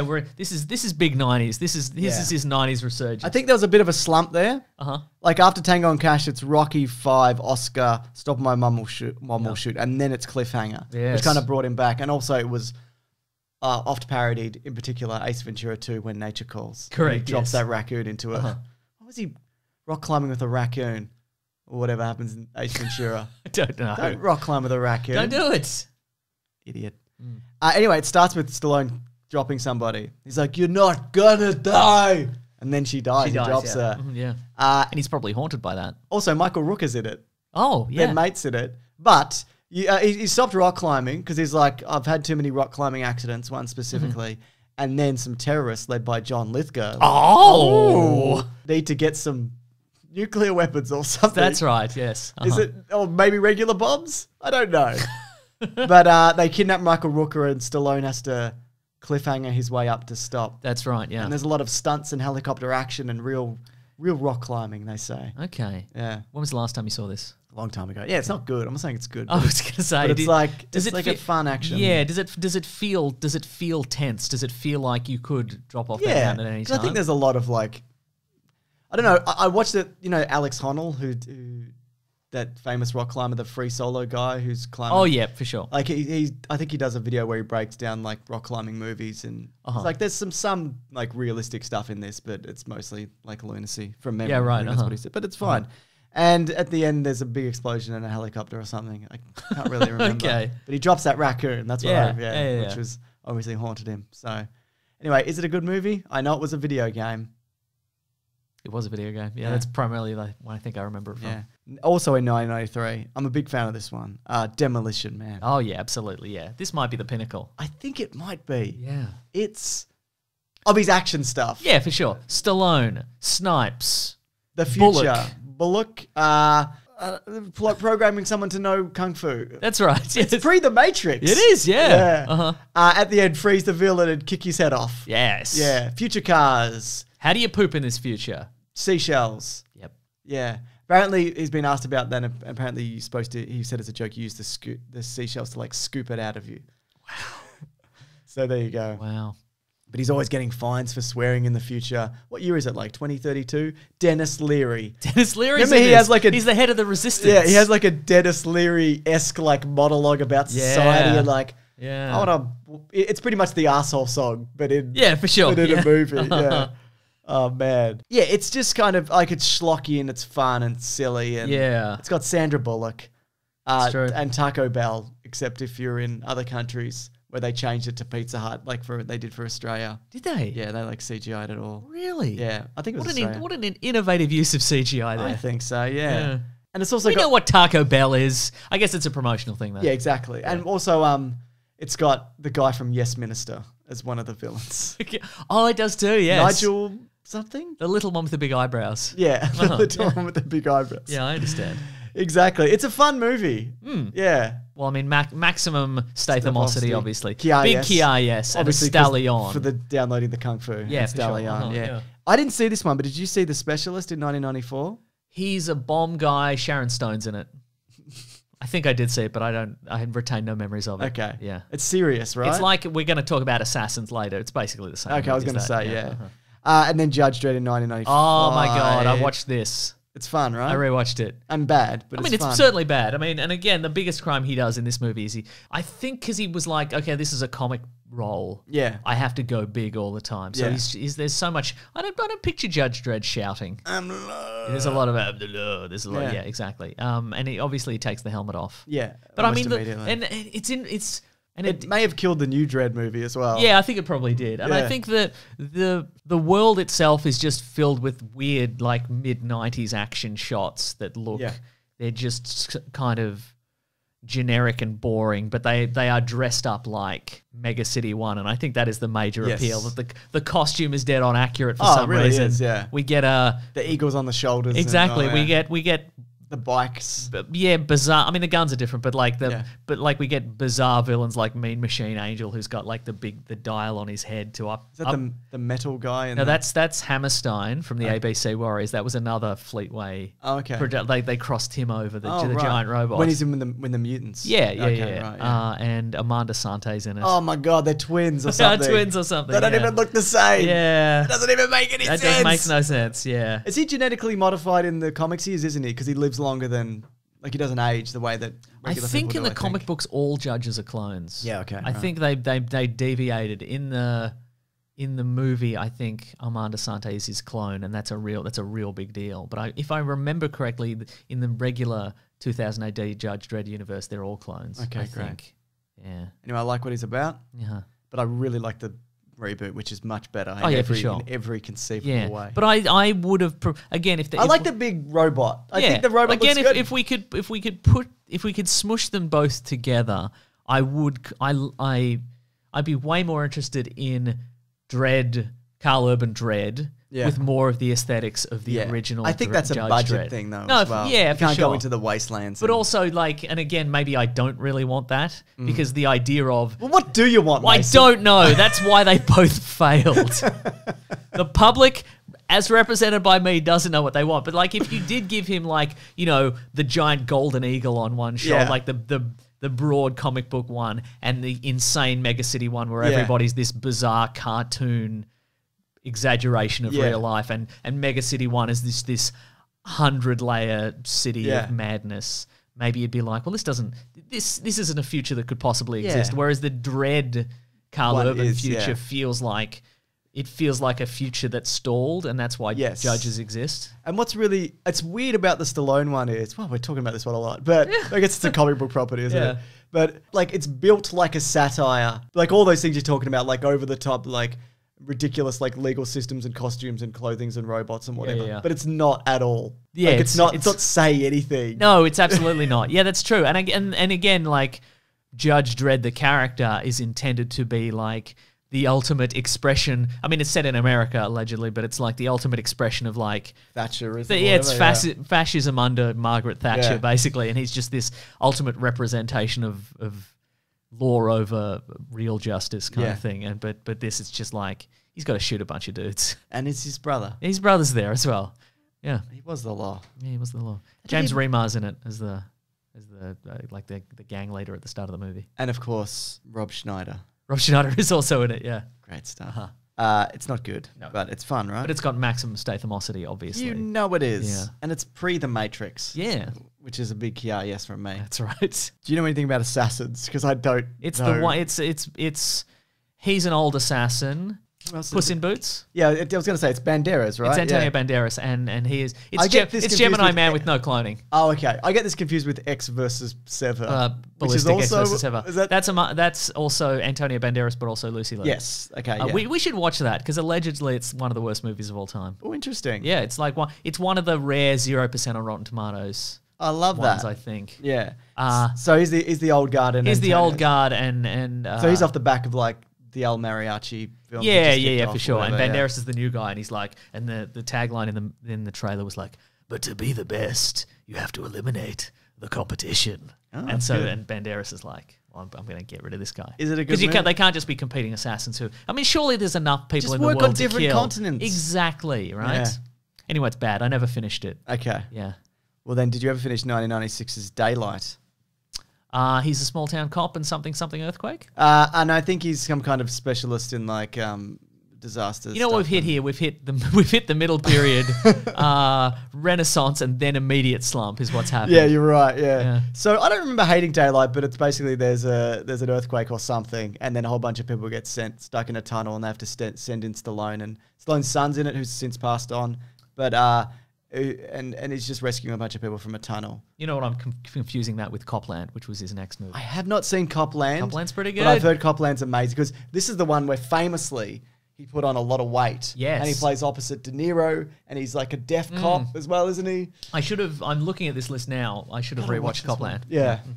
Good from memory. Yeah. It didn't do super well at the time, I think, but he was. Yeah, people because were he's like, not demolition manning anybody or assassinating anybody or being the specialist. But in people, anybody. I think people liked him in it. They were like, he did a good job because he is a good actor when he wants to be. Yes, when he's being Rocky or Copland, yes, he's a good right. actor. When Exactly.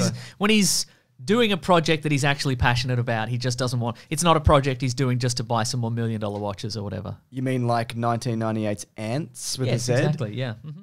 And again, we've talked about this before, but the story of Ants is what if Woody Allen was an Ants? Yeah. And I mean, I'm going to break it, but fuck off with that. Nobody wants that. That's 2 F words. I apologize. But yeah, I've seen clips of Ants, but it's a Bugs. It's like, could we do Bugs Life before Bugs Life? And Yeah, you don't get it on that. And the animation's terrible. Like not even that. It's the aesthetic of it is horrible. Yeah, for it's sure. A horrible looking film. Yeah. Yeah. But that's not Stallone's fault. No, he was just there to buy a $1 million watch. He's just a big muscular ant in it. Yeah. Do you know what Detox is from 1999? No. Yeah, Let's look into it and rank it.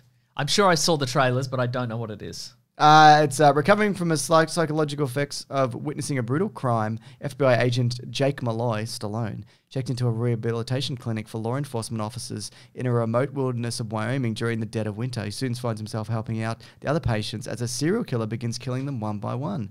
That sounds really interesting. But look at this poster. It looks extraordinarily generic. Yes, it does. And it's also got 15% on Rotten Tomatoes. Not that that necessarily means anything, but I don't mind the idea behind that. That actually sounds kind of interesting. I've also, it'd definitely be something that I'd confuse with K-Pax at some point. Yeah, for sure. Yeah. Detox was in 1999. Well, I'm going to put that above, Rhinestones. Wait. Yeah, I'm going to put it above Rhinestones, I think. I Exactly. agree. Yeah. Because he's doing what he loves. That's right. Shooting people. Yes. Next up, we've got Get Carter. Oh, Copland was directed by James Mangold. Yes. Of course, of the Wolverine fame. Yes. What is the deal with Get Carter, the sequel to Get Carter? What do you mean by that? Like, I've never seen it. Yes. What is it? The premise of Get Carter. Yeah. Well, this one's a remake of the original Get Carter. But isn't it also not a remake? Because oh no, well, isn't Michael Caine in it? Michael Caine's in it, But he's not. He's a different character. Oh, he's No. not Get Carter. Yeah. Okay. So he's a mob enforcer, and he's Carter, and then what happens? He's just a revenge flick. He's a Vegas mobster who comes home to yeah. bury his brother, and then some crimes happen, Yeah. and Mickey Rourke is in it, and they have a fight. That's correct. Yes. Yeah. Very good. Anyway, do you remember 2001's Driven, where Stallone plays a Formula One race car driver, but he's at the end of his rope? He's like, I'm an old one, but there's a new one. I've never seen it, but anyway, it's not good. Okay. Do you know what Avenging Angelo is from 2002? we've reached, and I think maybe this is. I don't know. Is this a testament to? He's about to turn a corner. Yeah. Sort of. Yeah. Yeah. Testament to what? Well, I don't know. Just this. This was very much he's like done era. Yeah, that's what I'm thinking about. Yeah. Yeah. Haven't seen it. Madeline Stowe's in it. Released straight to DVD in the United States, but received theatrical releases in Italy. It looks like any poster for anything ever as well, doesn't it? But it does look they've kind of given it a Goodfellas Yeah, kind of that's like true, yeah. a little brush to it, like maybe trick us into thinking it's Goodfellas but more shooting. Maybe it was. Well, box $17 million budget, $800,000 box Yeah, office. just saw that. Okay. Brutal. Then, of course, he was the villain or something in Spy Kids 3, Game Over. Never really seen any of those. I think I saw the first one, maybe. Shade in 2003. No idea. And then, of course... Based on name alone, I'm putting it right at the bottom. Yep. Below all the other bad ones that I said. That is. Let me check what this is. It's got Tandy Newton and Gabriel Byrne and Stuart Townsend as con artists. They're taking down Sylvester Stallone, a well-known card shark or something. It's got 67% on Rotten Tomatoes. So there you go. Maybe it's worth a watch Maybe it is sometime. worth a watch. If it somehow appeared on your Netflix queue, you maybe watch 5 minutes of it. Okay. But then, of course, we get Rocky Balboa, which really brought... So, yeah, but he had a 3-year break between Shade and Rocky Balboa. So he was kind of lying low. He's got his millions. What does he care? Exactly. And then I think it took him a while to get Rocky Balboa off the ground, but Rocky Balboa is an excellent movie. I agree, yeah. And he does that speech that everybody puts in motivational clips on YouTube about getting hit and getting up. And if you get hit, get up or get back down because life will hit you. But if you get up, you'll hit life. Get up, but get down if you have to, obviously. Yeah, obviously, yeah. Like a rhinestone cowboy. That's right. Oh my God, he was just saying the lyrics to Rhinestone Cowboy. But yeah, no, that's great, and it somehow makes you believe the impossible, which is that the very, very old Rocky Balboa, who is now no longer in sort of cartoon Rocky world, but in the real world, could somehow defeat a real boxer. Yeah, you know, his robot's out of juice, and he is also. That's right. Yes. Anyway, we'll do episodes on those properly, and then 2008 was Rambo, which didn't have the success of Rocky Balboa. It's good. It's not great. Yeah, but it's a pretty good action. It's a massive step up from the original Rocky 3 and 2. What's this? Sorry, the Rambo. From the original Rocky. Oh, Rambo 3. Yes. Sorry, yeah. I'll edit that so you said the right thing. Yeah, nice. You're Thank you. Preach. Yeah. No, it definitely is. And it's also more realistic despite having the higher kill count, because when he's in a flatbed truck with the machine gun, he's shielded. So, because in the other movies, he just runs out with a machine gun and people just miss him. Yeah, that's true. But in this, and I think he also gets winged by a bullet even at one point, which is... Anyway, after those two, he's flying sky high, and he's like, I'm ready Sylvester to go. Stallone, I've had maximum Stathamosity, probably a Kia yes for both of those. My stallion is on. I can do anything. Yes. This is what people want to see. They want to see the Expendables. And I guess they did. I guess. But they suck, all of them. Let's put them together. Yes, all of them. Yeah. I've only definitively seen the third one. We've done an episode on it. It's bad. Oh my god, I fell asleep during the first one. It's also the first Arnold Stallone movie together. Oh, okay, even though they've got a really brief scene. Right. Do you think maybe a third party tricked them both into being in the Expendables? They were friends by then. Yeah, I believe. Yeah, they buried the hatchet. But of course, there's also sort of a crossover in Last Action Hero, where in that universe, Stallone plays the Terminator. That's right. Yeah. But I just don't like them. I just think they're generic action movies. They're so bad. But with people you recognize. Yeah, absolutely. Yeah. But again, people say 2's the best or whatever, but in between 1 and 2, he did Zookeeper, where he voiced a lion. Oh, I see. Some zoo animals helped Kevin James. Is that what the plot of Zookeeper is? Yeah, I believe so. Yeah, he's a talking lion. Incredible. And they're like, we want to help you, Kevin James. Have you seen this? There's 3. Look, we might have to breeze through a few of these. You're talking about Escape Plan, aren't you? There's 3 Escape Plan movies. Yes, there are. What are they? Have I missed these? I've seen the first one. Well, we were going to have Andy and Al on this week, but they were sick, no doubt. Well, one of them was sick. Of our nonsense. But they were, I can't remember which one of them watched the first Escape Plan and didn't mind Al it. watched it, okay. Mm-hmm. And it's basically, they have to escape the super prison, and it's the first actual proper Stallone, Schwarzenegger crossover movie. What a world. What a world. Anyway, I've it's not fine. seen this. It's okay. It's fine. It's not great. I guess now if Schwarzenegger isn't in a Terminator movie, we don't care anymore. Is that? I want to see that movie Maggie, where he's got a daughter and she's a zombie or whatever. Yeah. I want to see the movie Terminator Salvation, where they put his CGI face in. Oh, you want to see that one? I want to see that one. Yep. Yeah, but no, maybe you're right. I think he more plays as like a meme or in a whiskey commercial or something. Yeah, or like maybe a Facebook video where he says eat less meat and something else. And yeah, exactly. Do more crunches. Yeah, do more crunches, exactly. Yeah. But yeah, this era of Stallone is interesting because he also did like Grudge Match, which is a weird Rocky parody where he fights De Niro. Oh. So they're both kind of playing, like he's sort of playing Rocky and De Niro's sort of playing Raging Bull. I see, Not right. really, but yeah, I've seen bits of it. But they're old and it's funny? They're old and it's funny, yeah. Okay, right. And there's a bit where he goes to like hit some meat and Alan Arkin's like, what are you doing? That's not how we train. It's pretty funny. Because he's a different character. He's a different character. Yeah, no, I get it. Yeah. Do you know what Reach Me is from 2014? Because I don't. Is that back to his soft porn career? Giving that a whirl? A mysterious author's self-help book inspires a journalist, his editor, a former convict, an actor, and others to reevaluate their choices towards creating better lives. 4% Rotten Tomatoes. Incredible. He's got his goat. He's got his Expendables goatee in it. Okay, though, good. Very good. which he only has in some of the movies, maybe. 2015 was Creed, which is very good. Yes, again, he cares about that character a lot. So he's got a great monologue I think in he it. wants that. I think he wants Rocky to have. If he wants one character that he's ever done in his career to have a legacy and be remembered as sort of a legendary character, it's definitely Rocky. Absolutely. Did we miss? We missed Bullet to the Head. It's based on a comic. I've seen it. It's fine. Okay, good. It's completely serviceable. And anyway, Escape Plan 2, Animal Crackers, Back Trace, Escape Plan 3. Schwarzenegger and Stallone in all 3 Escape Plan movies? No, I think Dave Bautista does the second one. Okay, cool, cool. Or maybe all the third one. So it's Escape Plan 2, Hades, and then Escape Plan 3 from 2019, which may or may not be out. It's called The Last Extractors. Are these? I think they're direct to DVD.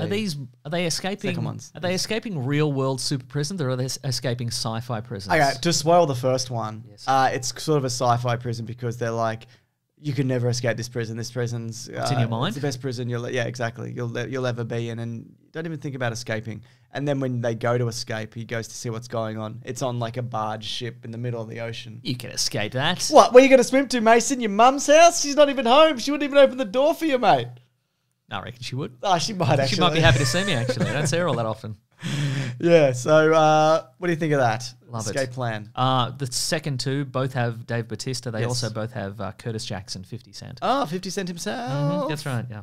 Very good. Cool. Anyway, anything particular that you want to just touch on before we, like Guardians of the Galaxy? Do you think you had any idea what was happening in Guardians of the Galaxy? Absolutely not. They were like, remember Demolition Man? Put on a suit and put on this weird suit and you're going to be fighting crime. And he went, all right. Yeah. He probably turned up on set in his Judge Dredd outfit, and they're like, "It's close. That's right. You're pretty close, but it's not quite what we're going for here." Mm-hmm. Yeah, I think I've seen some outtakes where like they're feeding him lines, and he's just clearly like, "I have no idea what's happening." Yeah, it's a good movie. Yeah, it is a good movie. It's got nothing to do with good, it, but it's a good movie. Yeah. Anyway, overall, his career, what would you give it? Kia yes, Kia no? I reckon give it a Kia, yes. Yeah. But I mean, there's a lot of...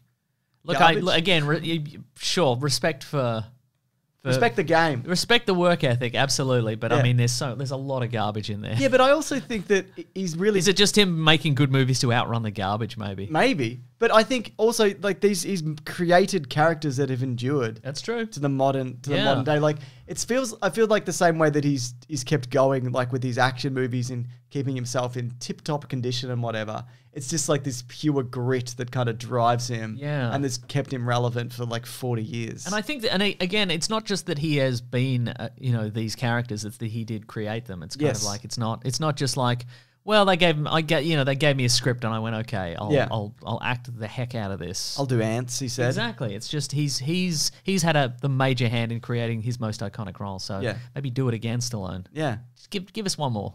Well, he's got Rambo Last Blood. Now give us a new one. Rambo Last Blood Part 2. Now give us a fresh guy, fresh character. A fresh guy? Yeah. Yeah, that's right. Would he be a down on his luck guy? He's just like us? Yes. But he's really muscular for no reason? Correct, yes. Okay. Like us. Like us. That's fine. So it's a Kia, yes? I think so, yeah. Maximum Stathamosity. Maximum Stathamosity. And they're mates also, obviously, because they did the Expendables together. Yeah. And Stallion. An absolute Stallion, I think, yeah. Absolutely. What a world.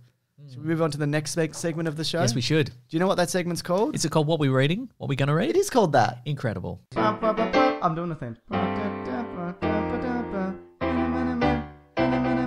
What are we reading today? Incredible, yes. What are you reading? What you gonna read? Gosh. What have I been reading? Watching a lot of Stallone stuff. I had something prepared. What was it? What have you been reading? I've been watching The Terror Season 2. Oh, yes, Set in okay. a Japanese internment camp. Okay. There's a Japanese spooky monster coming for you. Oh, my goodness. What's it steal? Yes. It wants spirits and babies and stuff. And wants your soul. And oh, yeah. Yeah, it's good. Very good. It's not finished yet. I like that it's taken a completely different turn from Season 1, which is... Same cast? It's not an American Horror Story situation. It's a completely different cast. It's the first one was about a magic polar bear or whatever. Oh, yeah, right. And this one's about a magic Japanese weird monster. Very good. And I like it a lot. I listened to the new Post Malone album. That's what I listened to. I quite like it. I don't know much about Post Malone. Do you like his face tattoo? No, I Barbed wire, and the other one says "so tired" or "get tired," something like that. No, I hate it. Good on him. He seems like a very nice man. He does seem nice. Yeah. I watched some interviews with him a while back. And apparently he came to Hollywood, I think, because some of his friends were like Twitch streamers. Like they were professional like streamers. And they're like, you want to come along? And he's like, okay, I've got some songs. I love songs. I'll do that. Said, yeah. And apparently he also has a guy, I mean, this is based on the interview. He has a guy on his, like, he's got like a staff of bros. And like one of them just runs his beer bong for him. He gets paid $1,000 a day just to hang out in his house and just do a beer bong if he wants a beer bong. So $365,000 a year. Maybe, unless he gets some vacation, but that'd be unpaid. It's probably paid vacation. I'd imagine that guy's also got jokes though. Yeah, he would have jokes, absolutely, yeah. And he'd be like, good on your post. Good on your mates. Anyways, he smokes too many cigarettes though. He needs to stop smoking cigarettes. You think so? Yeah. Do you just see every I always see him smoking every a cigarette. picture of him is smoking a cigarette. Yeah. It's probably true. Anyway, it's a pretty good album. It's a little bit samey, but I also, for me, it feels like, oh my god, this is so fresh. This isn't a genre I understand really, but maybe every album in this kind of genre, because it's kind of like hip hop, but then it's like, it's got some, it's got quite a bit of singing, but it's like some's auto-tuned, some's not auto-tuned. Yeah. He's got like a country vibe now. Okay. He did that Spider-Verse song, which that's on his Sunflower with Sway Lee is on this album. So I don't know if it's like, is every album in this genre, does it all sound the same, or am I write in? Or is it? Write in, let us know. Yeah. But he's also got a song that I like, which is just like this ballad about hating being on the internet. Where he's like, he's like, if all this stuff breaks, all this news and rumors, he's like, I won't know because I won't be on the internet no more. It's pretty great. Yeah, it's pretty good. We're living in a post Malone society. We're living in a post Malone society. Yeah. There you go. Yeah. Should we do the next segment of the show? Momentarily, we'll do that. Can't wait. But yeah, okay. Maybe I'll give that album a listen. Give it a listen. Maybe I should listen. He's to his hugely successful now. Yeah. Yeah, he's really bloody exploded like a gun. Oh my goodness. Oh my goodness. Oh my goodness. All right, let's do some letters maybe. I would love to. All right, let's do it. The classic one was letters, oh letters, we love you. Some letters, they're only a day away. I know they're here right now. We're going to do letters. Nice. If you want to reach the show, hashtag Weekly Planet Pod on Twitter or weeklyplanetpod@gmail.com. We just shoot over an email to Nicholas P. Mason. What do you got this week, Mason? This is from Sean. I mentioned this earlier. He said, do films exist or is everything a movie in Australia? Do you go to the cinema or the movies? So his question is, when is a movie a film? I've listened to the podcast for 3 years and I'm sure I've heard James say both interchangeably. Yeah, because I do. Yeah. I've never thought about it. I say I'm going on a movie. Uh-huh. What do you say? I feel. I say cinema experience. Yeah, cinema experience. Yeah. I don't know. To me, a film has some sort of artistic merit to it. Okay. Yeah. They're technically interchangeable. Oh, they're absolutely interchangeable. But in my mind, a movie is just. It's a series. It's dialogue and action on screen. It's Ballistic X versus Sever. Exactly, that's a movie. But a film. But I mean, as we said earlier, like I would say, well, a film's something you study in film studies class. Yeah. But maybe, you can study an action film. Definitely. You can absolutely study in. Anyway, what I'm saying is, jury's out. Jury's out. Yeah, but I don't think I would ever say tradition. I would never say I'm off to see a film. No. I think I'd say I'm going to the movies. What about this though? Would you say that if you're trying to make a film, like a Once Upon a Time in Hollywood, Yep. like say like that movie we talked about with Stallone, Oscar. That's probably they were going to make more of a film. They were trying to make a film. Would you consider that a film then, even though it didn't succeed necessarily? No, I don't think I would. But I don't know. Maybe I also think that everything from I think just the vast majority of things from that, like the late 80s, early 90s is just a movie kind of thing. Like everything there's just... Except for Goodfellas. Yeah, exactly. That's a film. Okay, fair enough. Yes. Anyway, I'd like to know if there is even a distinction between these. I've never really thought about it. But no, I don't disagree with you where there is the kind of... In my mind, there is the difference. I think I never really realised that. But yeah. Films are elevated. Yes. Citizen Kane isn't a movie, is it? No, it's a film. It's a film. Yeah. Danny Hurd says... Maybe that's also just an era thing. Because now, films that were filmed on film... Films. They can be films. Yeah, but these days, everything's a movie because it's on digital. That's right. Yes. Danny Hurd says, hashtag Weekly Planet Pod on Twitter. Thoughts on the content for Apple TV Plus? It's like $4.95 a month. It's coming up soon. Oh, God. Another nickel and dime kind of small change situation to bleed us dry. Initially, but there's this show C with Jason Momoa, and everyone's blind except there's some kids that can see. Okay, right. And then after that, and also they're doing the morning show, which is the Steve Carell, Jennifer Aniston, Reese Witherspoon show, which is probably the one I'm most... It's a show? Yeah, which not is just a movie? No, I don't believe so. Not a film, though. Maybe it is a film. Wow. I think it's a show. But it's kind of loosely based on the Matt Lauer kind of situation. Controversy, and that he's cancelled now. Yeah, that's right. The worst. having that button in his... Yeah. He had like a button under his desk. Apparently the button, though, apparently that's not an uncommon thing for CEOs to have. Okay, just to lock people... Just so you can lock your door so you don't want people coming in. Okay, but if you're using it for nefarious purposes. Yeah. I mean, most CEOs are probably using it for nefarious purposes, honestly. But okay, Jason Momoa. Have you seen Frontier? I haven't seen that, no. His fur trading show. I've seen it quite a few episodes. And? It's pretty all right. Oh, yeah, my God. Good production values. It's well made. Would you give it 100 years of success? I'd give it 100 years of success. Absolutely. Oh, I rewatched Aquaman as well. And? It's fine. I knew it. Yeah. You said you were going to watch it. Yeah. I like the characters, and the action's pretty solid. But then in the end, it's just seahorses fighting mermaids. Well, yeah. I mean, it's yeah. I mean, it's not. I wish them 100 years of success. I also wish them 100 years of success, but I don't know. And it looks great, certainly. Yeah. And I would like to see another one, but I don't think you have to see this one again. Okay, I won't. Okay, good. I wasn't planning going on. to. This is from Zach. Hey, Zach. It says, weird dream about you guys that I had. Last night I had a dream about the 200th episode of Two in the Think Tank, which we were on. Yay. And in my dream, you guys were guests on the episode. We were. Mm-hmm. And Andy and Al thought you were so unfunny they made you stop talking and you spent the rest of the time playing Minecraft quietly. That's a fear of mine, that I would go on that show. Yeah. and they'd be like, you're not helping. Yeah, this isn't working, actually. Could you leave? Yeah, I mean, that's, I go in thinking that, but that's not what happened. Yeah, all the other things happened, though, Yeah, for people sure. should listen to that, though, or watch it. It's on YouTube as well. They want to watch the stream. Yes. I've got a last tweet here, Mason. Okay, I'm ready. If you don't mind. Jonathan Neil Nicholson says, what's your favourite werewolf movie? My answer is Dog Soldiers. I think my answer is also Dog Soldiers. Do you like American Werewolf in London? Because I think it's boring until the end. Where it's hilarious. Hilarious. I don't know if I have a favourite werewolf movie. Dog Soldiers is pretty good. What about the one where Benicio del Toro is a werewolf? Oh, and also what's his face is a werewolf. And what about Wolf with Jack I Nicholson? was about to say Wolf with Jack Nicholson. Does he actually turn into a werewolf? Have we answered this before? I feel like my go-to, I'm always like, what about a wolf with Jack Nicholson? I don't know. Could you Google werewolf movies really quick? I will, just quickly. Wolf Cop. What? The recent, it's like a... Oh, parody one. Okay. Parody one. Red Riding Hood, remember that? Where everything was Batman Begins? Underworld, of course. They're wolf movies. I guess. But I thought of that, but I'm like, well, they're not good, are they? Yeah. Or good, so... Last Phases from 2014, I've never heard of. Cursed. Trick or Treat. I think there needs to be a new, better one. I agree. Yeah. Van Helsing is technically a werewolf movie. Matrix Reloaded. Yep. Some of those characters are werewolves, even though you don't know about it. Absolutely, they are. Well, Dog Soldiers is way too low on this list. On when you Google it, like the poster is like you got to scroll a couple of times, but it's Dog Soldiers. Yeah, okay. It's a good movie. Yeah. I got one more letter. Let's do it. This is from Sam. Look, it's a combination of the name and the subject line. His name's Sammy Query. Ah! And the subject line is Travolta ? And I'm like, man, that guy lives up to his name. It is definitely a query.